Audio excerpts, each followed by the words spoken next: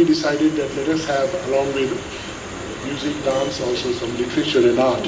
And very seldom we think of actually what is the most essential. Like yesterday I was saying, for us, food is compelling. In fact, Anna is Brahma.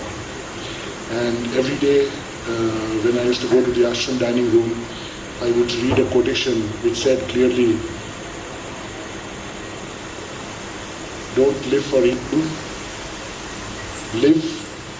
eat for living, but do not live for eating. So we are adding another idea into this festival, which is talking about food. And I just went through this beautiful book of Jessie, who is a master chef from Malaysia, who has titled her book Champur, which means mix. And quite liberally, she has added new concepts, a little bit like what Ramli does in dance. You take it forward, you use the classic ideas, you add new stuff, and then you end up creating completely new things to eat. Exactly as I said, Ramli re-engineered dance in so many different ways. So there is a similarity between both of them. I would like Ramli to take over from here before she can speak, because Ramli knows her. She has come because of Ramli to Pondicherry. Big welcome. Well, I really, Jessie is such a good friend of mine, and it's wonderful that we come here to launch the book.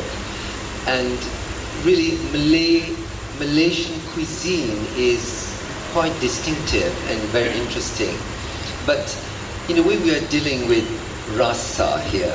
And rasa is that core aesthetic notion to appreciate Indian traditional art, may be dance, music, painting, or literature. Rasa is very, very important. Rasa defined that emotional state that takes us into that special realm of Ananda, really. So this is the wonderful book that I felt at its highest level. I think food is something that we all find really something that can take us, especially at my age now. Rasa in terms of food is something, I don't want quantity, but I want that different rasa to fulfill that part of me which is important. And the thing is, as I define in dance, just as color has its tonality, as Shuklaji would know when artists would know, so is rasa defined by many nuances and tonalities of rasa. And this is the book that's going to tell us. Now, the first question. Tell us about the making of the book, Jessie. Very good evening, everyone. I'm so glad and honored to be here today. Thank you. I'm also from Kuala Lumpur, Malaysia, and it's huge for someone like me to come to, firstly to Chennai and now to Pondicherry to do this, to promote the book. Thank you. Now, the book was something, if you take me back 2 years ago, I would have said I never would have written a book. It is not something I was looking to do. By profession, I'm a lawyer. But I was encouraged by my children to write this book, to document actually all my recipes, and also to tell my story.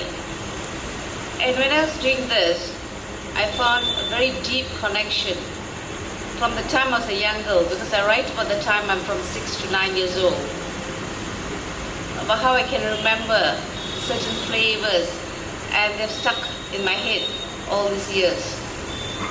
And it was also a journey for me to discover why I find cooking so important in life. So doing this book took me 1.5 years, a dedication of 8 hours a day, actually sitting down and writing my stories and the recipes, testing each recipe at least 20 times to ensure that I got it precisely right for anyone who wanted to write, who wanted to do the recipe. I found that compelling for me to actually be as clear as possible. I had in my mind I thought of two ends of the spectrum. One end was, if somebody who didn't know how to cook and you cooked, then you probably don't know any better. The other end of the spectrum would be chefs, really good cooks. They would shred my book if I wrote some nonsense. But I also was open to that. I said, if it's a success, it's wonderful. If it's not, at least I've tried. And so that's been the journey of this book. Can you just a few words tell us something about your favorite dish? Because I've gone through the book this morning because you gave it to me. I almost feel like cooking now. And you have also put pictures of the finished dishes, which is magnificent to see, so you know what visually also attracts you. But which one of them are your favorites? It will definitely be the curry laksa. It's a Malaysian dish. It's a noodle that's cooked in broth. Can I just finish? And it's a broth that's, okay, what's in this book is important for me to explain that particular recipe. I have given everything from making the stock to making the paste and how you do it. And I'm not one who likes to complicate my cooking. I keep it very simple, very manageable as far as I can. I think my only most difficult recipes in this book would be the biryani. That too, I have tried to make it foolproof so that it's easy for anyone to try and do it. And with the curry laksa, so there is you start off by blending a lot of Malaysian herbs, which is very important, like the lemongrass, onions, your garlic, your ginger, your chili paste, which is again made from scratch. I love doing everything naturally and as far as possible to make it on my own. And with that, you fry the ingredients in not too much oil, right? You make, and this book is 70% vegetarian. You can either have it made vegetarian style or you can make it with meat. So then you use either chicken stock or vegetable stock. So there's even an added flavor because vegetable stock is made by boiling vegetables with garlic and ginger in it. And that really enhances the taste. And for the vegetarian side, I would put for the umami, for that flavor, I use miso, which is actually a soybean paste, so that's safe. And if it's for the non-veg, then you can use chicken stock and you'll have chicken and prawns on the side to add on. And you add that broth onto noodles with some vegetables. Jessie, you mentioned last night at Kritika's interactive thing that the book is also an expression of the multicultural diversity of cuisine in Malaysia. Definitely. This book consists of, we are basically made of three major races in Malaysia, Chinese, Indian and Malay. And this book embraces all three. I mean, of course we have the Peranakan, we have the Sabahan sort of cuisine and Sarawak, but this is mainly with Chinese, Malay and Indian. I mean, there's chapati, there is your prawn noodles, there are dishes with, what's this, nasi lemak. I don't know whether you all know it. It's a kind of a dish that, very common in Malaysia. And yeah, the whole array, as much as I could do, I put in, there are 65 recipes in the book. Last one. Do you experiment on your husband, Jessie? And how much does he kind of command that influence on the way that you cook? My husband, who can't even peel an onion, is my biggest critic. Till today, married 33 years on, I still ask him every day when I cook for him if the dish is okay. Now, he's a very discerning eater. He would know that whether I've actually used dried chilies or chili powder. He'll ask me what's different today in the food. And yeah, I think he likes to take some credit for me being a better cook. And I willingly give him that. really, thank you so much. I mean, we go to the next, but just to round up what you said, your book really seemed like what we learned yesterday, compelling, provocative, liberal yet classic. Thank you so much. Thank you. Thank you. Lalit, can I just mention, it so happened that I was part of the launch of 3 books within like 3 days in Kuala Lumpur. It so happens that one of them is this wonderful book. So please be free. There are a number of books out there that is available for you to peruse through. And this is a book on the observatory that is in Langkawi, which is basically on the equator, which means that you can see both the northern side of the sky and also the southern side of the sky.